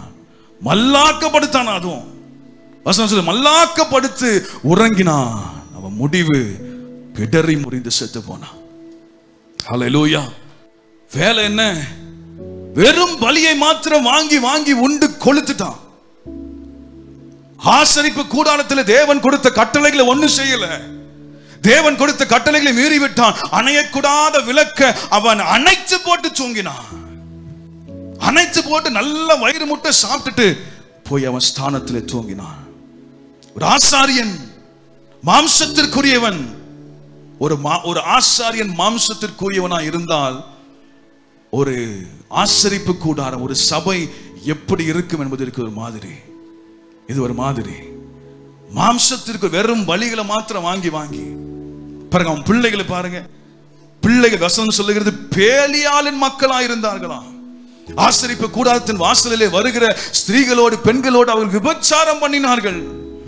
ஊழியக்காரன் சரியில்லை, ஊழியக்கார பிள்ளைகள் சரியில்லை, ஊழியம் சரியில்லை. தேசத்தின் நிலைமை எப்படி இருந்திருக்கும் பாருங்க. இது அன்றைக்கு இருந்த நிலைமை மாத்திரம் அல்ல, இன்றைக்கும் நம்முடைய தேசத்திலே திருச்சபை நிலைமை இதுதான். திருச்சபை நிலைமை இதுதான். ஹல்லேலூயா. அன்றைக்கு சபைகளுக்குள்ளே, அநேக சபைகளுக்குள்ளே வசனம் என்கிற விளக்கு, ஜெபம் என்கிற விளக்கு, பரிசுத்த ஆவியானவர் என்கிற விளக்கை அணைத்து போட்டு உறங்கிக் கொண்டிருக்கிறார்கள் சில ஊழியர்கள். வசனத்தை புரட்டி, வசனத்தை மாற்றி பேசி, ஆண்டவர் சொன்னதை சொல்லாதது போலவும், ஆண்டவர் சொல்லாததை சொன்னது போலவும் என்று சொல்லி இன்றைக்கு வெறும் காணிக்கைகளை மாத்திரம், அதை தான் ஏலி செய்தார். பலிகளை மாத்திரம் வாங்கி வாங்கி உண்டு கொளுத்தவன் தூங்கி கொண்டிருந்தான். அநேக ஊழியக்காரங்க அதான் பண்றாங்க. வெறும் காணிக்கையை மாத்திரம் வாங்கி வாங்கி விளக்கை அணைத்து போட்டார்கள். சபையினுடைய தீபத்தை அணைத்து போட்டார்கள். பிரியமான தேவப்பிள்ளை, தேசத்திற்கே விளக்கு ஒரு ஆசாரியனும் ஆசரிப்பு கூடாரம் தான். அப்படிப்பட்ட ஆசரிப்பு கூடாரம் இருளடைந்து போய்விட்டது. ஆசரிப்பு கூடாரத்தில் வெளிச்சம் இல்ல, தேவ சத்தம் கேட்கப்படல, ஆண்டவருடைய தரிசனத்தை பார்க்க முடியல. ஆசரிப்பு கூடாரம் இருளடைந்து போய்விட்டு, இதுதான் அன்றைக்கு இருந்த ஆவிக்குரிய நிலைமை. ஆகவேதான் இந்த நிலைமைகளை எல்லாம் மாற்றுவதற்கு தேவன் ஒரு மனுஷனை தேவை என்று சொல்லி அவர் விரும்பினார். இந்த தேசத்தின் சூழ்நிலை, இந்த ஆவிக்குரிய சூழ்நிலைகளை எல்லாம் மாற்ற வேண்டும் என்று சொல்லி தேவன் ஒரு மனுஷனை தேடினார். அந்த மனுஷன் எப்படி இருக்கணும்னு சொன்னா, அவன் படிச்சவனா இருக்கணும்னு அவசியம் இல்லை. படித்த மனிதன் அல்ல, பணம் படைத்தவன் அல்ல, கல்விமானாய் அல்ல, செல்வாக்கு உள்ளவனாய் அல்ல, பலம் உள்ளவனாய் அல்ல. அவன் ஜெபிக்கிற ஒரு மனுஷனாய் இருக்க வேண்டும். ஆமென் சொல்லுங்களேன். ஹல்லேலூயா. ஒரு ஜெபிக்கிற ஒரு மனுஷன் தான் தேசத்திலே மாற்றங்களை கொண்டு வர முடியும். ஜெபிக்கிற ஒரு மனுஷனால் தான் தேசத்தை மாற்ற முடியும். நான் சொல்லுகிறேன், நீங்க ஜெபிக்கிற ஒரு மனுஷனாய், ஜெபிக்கிற ஒரு தேவ பிள்ளையாய், ஜெபிக்கிற ஒரு விசுவாசியாய் இருப்பீர்கள் என்று சொன்னால் உங்களை கொண்டு தேவன் தேசத்தை அசைப்பார். உங்களை கொண்டு கர்த்தர் பட்டணத்தை அசைப்பார். உங்களை கொண்டு தேவன் நீங்கள் குடியிருக்கிற, நீங்க வாழ்கிற பகுதிகளை அசைப்பார். சாத்தானின் அரண்கள் நிர்மூலமாகும், தேவ ராஜ்யம் கட்டப்படும். ஓ ராமா சாத்தானமா, இயேசு என்கிற நாமம் இந்த தேசத்தில் உயர்த்தப்படும். ஹல்லேலூயா. உண்மையாய் ஜெபிக்கிற, நான் சொல்றேன், உங்க தெருவுல ஒரு 10 வீடு இருக்குன்னு சொன்னா, உங்க ரட்சிக்கப்பட்ட உண்மையாய் ஜெபிக்க அர்ப்பணிக்கிற உங்கள் ஒருவரை கொண்டு அந்த 10 வீட்டையும் கர்த்தர் அசைப்பார். ஹல்லேலூயா. நான் விசுவாசிக்கிறேன், நம்ம கல்வாரி திருச்சபையில ஒவ்வொரு தேவ பிள்ளையும் உண்மையாய் ஜெபிக்க அர்ப்பணித்து ஜெபிக்க ஆரம்பித்து விட்டால் நம்முடைய சபையை கொண்டு கர்த்தர் இந்த தண்டையார்பட்டை அசைக்க உண்மை உள்ளவர். விசுவாசிக்கிறவங்க ஆமென் சொல்லுங்க பார்க்கலாம். ஹல்லேலூயா. ஜெபிக்கிற உங்களை கொண்டு கர்த்தர் அதை செய்வார். ஜெபிக்கிற உங்களை கொண்டு தான் கர்த்தர் செய்வார். ஹல்லேலூயா. இதுதான் தேசத்தின் நிலைமை மாற்று. தேசத்தின் நிலைமையை மாற்ற ஒரு விஞ்ஞானியோ, ஒரு அரசியல்வாதியோ, அல்லது பெரிய ஒரு பொருளாதார நிபுணரோ ஆண்டவருக்கு தேவையில்லை. ஜெபிக்கிற ஒரு மனுஷன் தேவை. ஹல்லேலூயா. சாமுவேலுடைய சரித்திரத்தை நீங்க வாசித்து பார்த்தீங்கன்னா, உண்மையா அன்னாளுக்கு பிள்ளை தேவையோ இல்லையோ, இப்போ ஆண்டவருக்கு ஒரு பிள்ளை தேவை. ஆண்டவருக்கு பூமியில ஒரு பிள்ளை தேவை. தேசத்தின் சூழ்நிலையை மாற்ற, தேசத்திலே காணப்படுகிற ஆவிக்குரிய நிலைமையை மாற்ற கர்த்தருக்கு ஒரு பிள்ளை தேவை. அதுதான் அன்னாள் ஜெபித்த, ஆண்டவரே நீங்க எனக்கு ஒரு ஆண் பிள்ளையை கொடுத்தா அவனை எனக்கென்றல்ல உமக்கென்று ஒப்பு கொடுக்கிறேன், கர்த்தருக்கென்று ஒப்பு கொடுக்கிறேன். ஹல்லேலூயா. ஜெபிக்கிற ஒரு மனுஷனை இந்த உலகத்திற்கு கொண்டு வர வேண்டும் என்று சொன்னால் ஜெபிக்கிற ஒரு தாய் தேவை. ஜெபிக்கிற ஒரு தாயால் தான் ஜெபிக்கிற ஒரு மனுஷனை உருவாக்க முடியும். நான் ஜெபிக்க மாட்டேன், நீங்க நான் சகோதரிகளுக்கு மாத்திரம் சொல்ல நினைக்காதீங்க, சகோதரர்களுக்கும் சேர்த்தேன். உங்க பிள்ளை ஒரு ஜெப வீரனாய், ஒரு ஜெபிக்கிற ஒரு மனுஷனாய், வைராக்கியமாய் கர்த்தருக்காக நிற்கிற ஒரு மனுஷனாய் உருவாக வேண்டும் என்று சொன்னால் பெற்றோராகிய நீங்கள் ஜெபிக்க வேண்டும். ஹல்லேலூயா. பெற்றோராகிய நீங்கள் ஜெபிக்காம உங்க பிள்ளைகள் ஜெபிக்க மாட்டாங்க. நீங்க ஜெப வீரர்களாய் மாறாத வரைக்கும் உங்க பிள்ளைகள் ஜெப வீரர்களாய் மாற மாட்டார்கள். ஹல்லேலூயா. ஆண்டவருக்கு இப்ப ஒரு ஜெபிக்கிற ஒரு பிள்ளை தேவை. ஹல்லேலூயா. அதற்காக தேவன் தெரிந்தெடுத்த பாத்திரம் தான் அன்னாள். மரியாள் எப்படி வேதத்தில் ஒரு விசேஷமான ஒரு கதாபாத்திரமோ அதே போல அன்னாளும் ஒரு விசேஷமான தேவனால் தெரிந்து கொள்ளப்பட்டு ஜெபிக்க தேவனால் உருவாக்கப்பட்ட ஒரு தாய் அன்னாள். ஜெபிக்கிற ஒரு மனுஷனை உலகத்துக்கு கொண்டு வர வேண்டும், அதற்கு ஜெபிக்கிற ஒரு தாய் வேண்டும். ஆகவே ஆண்டவர் அன்னாளுடைய கற்பத்தை சில காலம் அடைத்து தேவ சமூகத்தில் அவளை காத்திருக்க பண்ணி அவளை ஜெபிக்க வைத்து ஜெபிக்க வைத்து ஜெபிக்க வைத்து அவளை உருவாக்கினாள். ஜெபிக்க வைத்து. ஏன் ஆண்டவர் காத்திருக்க பண்ணா? ஏன் ஜெபிக்க வைச்சா? ஏன்னா அண்ணாலே உன் மூலமாய் பிறக்க போகிற ஒரு பிள்ளை குறித்து ஆண்டவருக்கு பெரிய ஒரு திட்டம் இருக்கிறது. அவனை கொண்டு தான் இந்த தேசத்தின் நிலைமையை மாற்ற போகிறார், இந்த தேசத்தில் ஆவிக்குரிய சூழ்நிலைகளை மாற்ற போகிறார். அவன் ஒரு ஆசாரியனா இருக்கணும், அவன் ஒரு நியாயாதிபதியா இருக்கணும், அவன் ஒரு தீர்க்கதரிசியா இருக்கணும். இது எல்லாம் அவன் செய்யணும்னு சொன்னா முதலாவது அவன் ஜெபிக்கிற ஒரு மனுஷனா இருக்கணும். அவன் ஜெபிக்கிற ஒரு மனுஷனா இருக்க வேண்டும் என்று சொன்னால் அவனுக்கு ஒரு ஜெபிக்கிற ஒரு தாய் தேவை என்பதை தேவன் அறிந்து அன்னாளின் கர்ப்பத்தை அடைத்து அவளை காத்திருக்க பண்ணி அவளை ஜெபிக்க வைத்து அவள் மூலமாய் ஒரு ஜெப வீரனை இந்த உலகத்திற்கு ஆண்டவர் கொண்டு வந்தார். ஹல்லேலூயா. பிரியமான தேவஜனமே, ஒரு காரியத்தை நான் சொல்லும்படியாக ஆழமாய் ஏவப்படுகிறேன். ஆண்டவர் உங்க வாழ்க்கையில சில காரியங்களை அடைத்து வைத்து உங்களை காத்திருக்க பண்ணி உங்களை ஜெபிக்க வைக்கிறார் என்று சொன்னால் ஒன்றை அறிந்து கொள்ளுங்கள், நீங்கள் ஜெபிக்கிற காரியத்திற்காக தேவன் உங்களை உருவாக்கி கொண்டிருக்கிறார். எந்த காரியத்திற்காக ரொம்ப நாள் போராடிட்டு இருக்கீங்களோ, எந்த காரியத்திற்காக ரொம்ப நாள் நீங்க ஆண்டவர் காத்திருக்க பண்ணுகிறாரோ, அந்த காத்திருக்கிற ஜெபிக்கிற அந்த காரியத்திற்காக தேவன் உங்களை உருவாக்கி கொண்டிருக்கிறார். அன்னாள் பிள்ளைக்காக ஜெபித்தாள். அந்த பிள்ளைக்காக தேவன் அவளை காத்திருக்க பண்ணி அவளை ஜெபிக்க வைத்து சாமுவேலை கொடுத்தார். ஹல்லேலூயா. ஆண்டவர் எவ்வளவு நல்லவர். ஆண்டவர் ஒரு திட்டம் இல்லாமல், ஒரு திட்டத்தை போடாமல் அவர் எதையும் செய்வதில்லை. உங்களை காத்திருக்க செய்கிறார் என்று சொன்னால் நீங்கள் காத்திருக்கிற காரியம் நிச்சயமாய் வரும். முதலாவது நீங்கள் உருவாகுங்கள். ஹல்லேலூயா. முதலாவது தேசத்தின் சூழ்நிலை, இரண்டாவது ஆவிக்குரிய சூழ்நிலையை பார்த்து, மூன்றாவது அன்னாளின் சூழ்நிலை. சாமுவேல் பிறக்கும் போது அன்னாளின் சூழ்நிலை எப்படி இருந்ததா? 1 சாமுவேல் 1ஆம் அதிகாரம் 4 முதல் 7 வரை வசனங்களை நாம் வாசிப்போம். அங்கே எல்கானா பலியிடும் நாளிலே அவன் தன் மனைவியாக பெனினாளுக்கும் அவருடைய எல்லா குமாரருக்கும் குமாரத்திகளுக்கும் பங்கு போட்டு கொடுப்பான். அன்னாளை சிநேகித்தபடியினால் அவளுக்கு இரட்டிப்பான பங்கு கொடுப்பான். கர்த்தரோ அவள் கர்ப்பத்தை அடைத்திருந்தாள். கர்த்தர் அவள் கர்ப்பத்தை அடைத்திருந்தபடியினால் அவளுடைய சக்கலச்சி அவளை துக்கப்படுத்தும்படியாக அவளை மிகவும் விசனப்படுத்துவாள். அவள் கர்த்தருடைய ஆலயத்திற்கு போகும் சமயத்தில் அவன் வருஷந்தோறும் அந்த பிரகாரமாக செய்வான். இவள் அவளை மனமடி வாக்குவாள். அப்பொழுது அவள் சாப்பிடாமல் அழுது கொண்டிருப்பாள். அவள் சாப்பிடாமல் அழுது கொண்டிருப்பாள். இதுதான் அன்னாளுடைய குடும்ப நிலை. முதலாவது சாமுவேல் பிறந்த போது தேசம் இருந்த நிலையை பார்த்தோம். இரண்டாவது ஆவிக்குரிய நிலைமை, சபை ஆசரிப்பு கூடாரம் நிலையை பார்த்தோம். இப்ப மூன்றாவது சாமுவேல் பிறக்கும் போது இதுதான் அன்னாளுடைய நிலைமை. அன்னாளுக்கு நல்ல வீடு இருந்ததே தவிர அவளுக்கு நல்ல குடும்பம் இல்லை. தேவ பிள்ளைகள் கவனிக்கணும். அன்னாளுக்கு நல்ல வீடு இருந்தது, ஆனா நல்ல குடும்பம் இல்லை. பிரியமான தேவ பிள்ளைகளே, வீடு என்பது வேற, குடும்பம் என்பது வேற.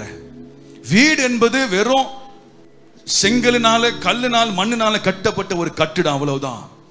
குடும்பம் என்பது அந்த வீட்டுக்குள்ள இருக்கிற கணவன், மனைவி, பிள்ளைகள், உறவுகள், இதுதான் குடும்பம்.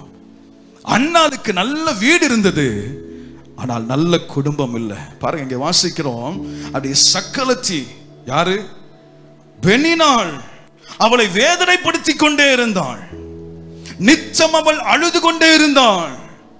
இதுதான் அன்னாளுடைய வாழ்க்கை, இதுதான் அன்னாளுடைய நிலைமை. ஹல்லேலூயா. ஆனால் இந்த நிலைமைக்காக அன்னாள் தேவனை முறுமுறுக்கல, அன்னாள் கசந்து கொள்ளல, அன்னாள் பிரச்சனை பண்ணல. பிரியமான தெய்வ பிள்ளைகளே, பிரச்சனை வந்த போது அவள் எதிர்மறையான காரியங்களை செய்யல. அந்த பகுதியை வாசித்து பார்த்தால் தெரியும், அவள் முறுமுறுக்கவில்லை, அவள் தேவன் பேரில் கசந்து கொள்ளவும் இல்லை. அதுதான் அன்னாள். இதே மாதிரி ஒரு சகோதரி இருக்காங்க, நகோமி என்கிற சகோதரி. சிஸ்டர் வரல நினைக்கிறேன் இன்னைக்கு. நகோமி, வெரி குட். நகோமி என்கிற சகோதரி வேதத்தில் இருக்கிறாங்க. அவங்க வாழ்க்கை, அவங்களுக்கும் ஒரு பிரச்சனை வந்தது. அவங்க என்ன சொன்னாங்க? என்னை நகோமி என்று சொல்லாதிருங்கள், சர்வ வல்லவர் எனக்கு மிகுந்த கசப்பை கட்டளையிட்டார் என்று சொல்லி தேவன் பேரில் அவள் கசந்து கொண்டாள். தேவன் பேரில் கசந்து கொண்டாள். ஆனால் அண்ணால் அதை செய்யல. எவ்வளவு பிரச்சனை வந்தாலும், எவ்வளவு போராட்டம் வந்தாலும் அவள் கசந்து கொள்ளவில்லை, குறை சொல்லவில்லை. தன்னுடைய பிரச்சனைகளை தேவ சமூகத்திலே சொல்லினாள், தேவ சமூகத்திலே சொன்னாள். தன் இருதயத்தை ஊற்றி விட்டாள் என்று வாசிக்கிறோம். பிரியமான தெய்வ பிள்ளைகளே, அன்னாளுடைய இடத்துல நம்ம இருந்தா என்ன பண்ணிருப்போம்? யோசித்து பாருங்களேன். அன்னாளுடைய இடத்துல நம்ம இருந்தா என்ன பண்ணிருப்போம்? பெண்ணினால ஒரு வழி பண்ணிருப்போம், பெண்ணினால் என்ற ஒரு கேரக்டரை இல்லாம பண்ணிருப்போம். ஆனால் அன்னாள் அதை செய்யவில்லை. என்ன வந்தாலும் சரி, எவ்வளவு போராட்டம் வந்தாலும் சரி, எவ்வளவு கஷ்டம் வந்தாலும் சரி, எவ்வளவு பாடுகள் என்ன நடந்தாலும் சரி, எல்லாவற்றையும் சகித்து கொண்டு அமைதியா இருப்பவர்கள் தான் ஜெபிப்பவர்களுக்கான அடையாளம், ஜெபிப்பதற்கான அடையாளம். உங்க வாழ்க்கையில என்ன கஷ்டம், என்ன போராட்டம், என்ன வேதனை, யார் என்ன சொன்னாலும், யார் என்ன பண்ணாலும், உங்களை கன்னத்துல அறைந்தாலும் சரி, என்னன்னா பண்ணிட்டு போங்கன்னு சொல்லி அமைதியா இருக்கீங்க பாத்தீங்களா? அதுதான் ஜெபிப்பவர்களுக்கான அடையாளம், ஜெபிப்பவர்களுக்கான அடையாளம். பிரச்சனைகள், போராட்டங்கள், சோதனைகள் நம்மை விரோதிக்கும் போது, நம்மை எதிர்க்கும் போது, நமக்கு விரோதமாய் பேசும்போது, நம்மை அவமதிக்கும் போது, நம்மை ஒதுக்கி தள்ளும் போது, நம்மை ஏளனமாய் நினைக்கும் போது, நம்மை வேதனைப்படுத்தும் போது, அந்த சூழ்நிலையில நாம் ஜெபிக்கிறவர்கள், கர்த்தருக்காக காத்திருக்கிறவர்கள், கர்த்தர் செய்யட்டும் நான் அமைதியா இருக்கேன்னு சொல்றவர்களுக்கான அடையாளம் எல்லாவற்றையும் சகித்து கொண்டு அமைதியா இருப்பது. ஹல்லேலூயா. ஆரம்பத்திலே சொன்னேன், நல்ல வீடு இருந்தது அவளுக்கு, பெரிய வீடு இருக்கலாம், ஆனா நல்ல குடும்பம் இல்லை. பாருங்க, புருஷன் நல்லவன் தான், எல்கானா நல்லவர் தான், என்ன ஒண்ணு பெண்ணினால கல்யாணம் பண்ணிட்டார், அவ்வளவுதான். ஆனால் அன்னாளுக்கு அவள் அவ்வளவு ஆதரவாக இருந்தாள். அன்னாள் அழுத போது, நீ ஏன் அழுகிறாய்? 10 பிள்ளைகளை காட்டிலும் நான் உனக்கு அதிகம் அல்லவான்னு சொன்னார். அவ்வளவாய் அன்னாளை ஆதரித்தாள். ஆனால் அன்னாளை தேற்ற முடியவில்லை. சில சூழ்நிலைகளில் சில நண்பர்கள், சில உறவினர்கள், உங்கள் கணவன் ஆகட்டும், உங்க மனைவி ஆகட்டும், சிலர் உங்களுக்கு ஆறுதல் சொல்லலாம். ஆனா நீங்க ஆறுதல் அடைஞ்சீங்களான்னு கேட்டா ஆறுதல் அடைய முடியாது. அது கர்த்தர் மாத்திரமே ஆறுதல் படுத்த முடியும். அதுல நல்ல குடும்பம் தான், நல்ல புருஷன் தான், ஆனால் அவனால் அவளை தேற்ற முடியவில்லை. நித்தம் அவள் அழுது கொண்டிருந்தாள். பெண்ணினால் எப்போ என்ன பண்ணுவாளோ தெரியாது, பெண்ணினால் எப்போ என்ன சொல்லுவாளோ தெரியாது. நித்தம் அவள் அழுது கொண்டிருந்தாள், அவள் வேதனையை சகித்து கொண்டிருந்தாள். பிரியமான தேவச்சனமே, உங்க பிரச்சனைகளுக்கு பரிகாரத்தை தேவ சமூகத்தில் தேடுங்க. கோர்ட்டு கேஸ்னு போய் உங்க பிரச்சனைகளுக்கு பரிகாரத்தை அங்க தேடாதீங்க. உங்க பிரச்சனைகளுக்கு பரிகாரத்தை தேவ சமூகத்தில், தேவனிடத்தில் தேடுங்க. கர்த்தர் இறங்கினார், உங்க பிரச்சனை ஒரு நிமிஷத்துல கர்த்தர் மாற்ற வல்லவர். ஹல்லேலூயா. உங்க பிரச்சனைக்கான பரிகாரத்தை நீங்க தேவ சமூகத்துல, ஜெபத்துல மாத்திரம் தேடுவீர்களே, ஆனால் கர்த்தர் அந்த ஜெபத்தை கேட்டு வல்லடிக்க உண்மையுள்ளவராக இருக்கிறார். உங்களுக்கு மிகுந்த சமாதானம் உண்டாகும். நான் மறுபடியும் சொல்லுகிறேன், ஜெபம் தான் உங்க வாழ்க்கையில மாற்றங்களை கொண்டு வரும். ஜெபம் மட்டும்தான் உங்க வாழ்க்கையில மாற்றங்களை கொண்டு வரும். முழங்கால் படிக்கலாமே? எல்லாரும் முழங்கால் படிடுவோம். எல்லாரும் முழங்கால் படிட்டு என்னென்ன காரியம் என் வாழ்க்கையில மாறணும்னு நினைக்கிறீங்களோ, என்னென்ன காரியத்துல எல்லாம் ஒரு விடுதலை வேணும் நினைக்கிறீங்களோ, அந்த காரியங்கள்ல தேவ சமூகத்துல சொல்லுங்க, தேவ சமூகத்துல சொல்லுங்க. ஹல்லேலூயா, ஹல்லேலூயா, ஹல்லேலூயா. நம்ம அப்படி சொல்லுகிறேன், ஜெபம் மட்டும்தான் மாற்றங்களை கொண்டு வரும். இந்த வார்த்தை ஆழமா எழுதி கொள்ளுங்க, ஒரு நாளும் மறக்காதீங்க. என்ன சூழ்நிலையிலையும் என்ன வந்தாலும் ஜெபம் மாத்திரமே என் வாழ்க்கையிலே மாற்றங்களை கொண்டு வரும். ஜெபம் மாத்திரமே என் வாழ்க்கையிலே மாற்றங்களை கொண்டு வரும். ஹல்லேலூயா, ஹல்லேலூயா, ஹல்லேலூயா. அன்னாள் இவ்வளவு கடினமான சூழ்நிலையிலும் தன்னுடைய ஜெபத்தை அவள் நிறுத்தவில்லை. நாம் ஜெபிப்போம் ஜெபிப்போம், ஆனா பிரச்சனை அதிகமான முதல்ல நிறுத்துவது ஜெபத்தை தான். முதல்ல நிறுத்துவது ஜெபத்தை தான். அன்னாள் ஜெபித்தாள் ஜெபித்தாள், ஜெபித்துக் கொண்டே இருந்தாள். எதுவும் எந்த சூழ்நிலையும் அவள் ஜெபத்தை தடுக்கவில்லை. ஒரு நாள் வந்தது, அந்த ரங்கத்தில் அவள் ஜெபித்த எல்லா ஜெபத்திற்கும் கர்த்தர் வெளியரங்கமாய் பதில் கொடுத்தார். வெளியரங்கமாய் பதில் கொடுத்தார். சாமுவேலை கொடுத்து கர்த்தர் அவளை ஆசீர்வதித்தார். ஹல்லேலூயா, ஹல்லேலூயா. இப்படிப்பட்ட 3 சூழ்நிலைகள் மத்தியிலே பிறந்தவர் தான் சாமுவேல் தீர்க்கதரிசி. தேசத்தின் நிலைமை, தேசத்தின் சூழ்நிலை, ஆவிக்குரிய சூழ்நிலை, அன்னாளுடைய சூழ்நிலை. ஹல்லேலூயா. சாமுவேல் பிறந்தார். சாமுவேலை கொண்டு கர்த்தர் எல்லா சூழ்நிலைகளையும் மாற்றினார். எல்லா சூழ்நிலைகளையும் மாற்றினார். அவள் செய்த ஒரு ஜெபம், சொன்ன ஜெபத்தினால் பிறந்தவர் சாமுவேல். ஜெபத்தினால் பிறந்தவர். அந்த சூழ்நிலையை மாற்ற கர்த்தர் முடியும். 3 சூழ்நிலையை மாற்றினார். தேசத்தில் ராஜா இல்லை, சாமுவேல் வளர்ந்து சாமுவேலை கொண்டு கர்த்தர் சவுலை ராஜாவாக அபிஷேகம் பண்ணினார். முதல் ராஜாக்களின் காலம் அங்கே துவங்கிட்டு, ஆசரிப்பு கூடாரத்தில் விளக்கில்ல, ஆவிக்குரிய நிலைமை எல்லாம் ஆசரிப்பு கூடாரம் இருளடைந்து காணப்பட்டது. தேவ சத்தம் அங்கே இல்ல. கர்த்தர் சாமுவேலையே ஆசாரியனாக ஏற்படுத்தினார். சாமுவேல் தீர்க்கதரிசியாக மாறி கர்த்தருடைய வார்த்தையாகவே மாறினார் சாமுவேல். அன்னாளுடைய குடும்ப சூழ்நிலை எவ்வளவு அவ அற்பமா எண்ணப்பட்டாள், எவ்வளவு ஒதுக்கப்பட்டாள், எவ்வளவு வேதனை அனுபவித்தாள். பெண்ணினால் என்னென்ன பண்ணாலோ என்னென்ன பேசினாலோ தெரியல, என்னெல்லாம் பிள்ளை இல்லைன்னு சொல்லி அவளை வேதனைப்படுத்தினாலோ கர்த்தர் சாமுவேலை கொடுத்து அவள் நிந்தையை மாற்றினார். அவள் நிந்தையை மாற்றினார். அவர் கண்ணீரை களிப்பாய் மாற்றினார். அவள் மாறாவை மதுரமாய் மாற்றினார். பிரியமான தேவ ஜனமே, ஜெபிக்கிற உங்க வாழ்க்கையிலையும் கர்த்தர் அதே கிரியையை செய்ய வல்லவராயிருக்கிறார். ஜெபிக்கிற உங்க வாழ்க்கையிலும் கர்த்தர் அதே கிரியை செய்ய வல்லவர். ஹல்லேலூயா. உங்கள் கண்ணீர் களிப்பாய் மாறும், உங்கள் மாறா மதுரமாய் மாறும், உங்கள் கசப்பு விலகும், உங்கள் ஜெபத்திற்கு பதில் வரும், உங்கள் இருள் விலகும், உங்களுக்கு வெளிச்சம் உண்டாகும். நீங்கள் வெளியேலை காண்பீர்கள், நீங்கள் வெளியேலை காண்பீர்கள். விசுவாசிக்கிறவங்க கரங்க தட்டி ஆமென் சொல்லுங்க பார்க்கலாம்.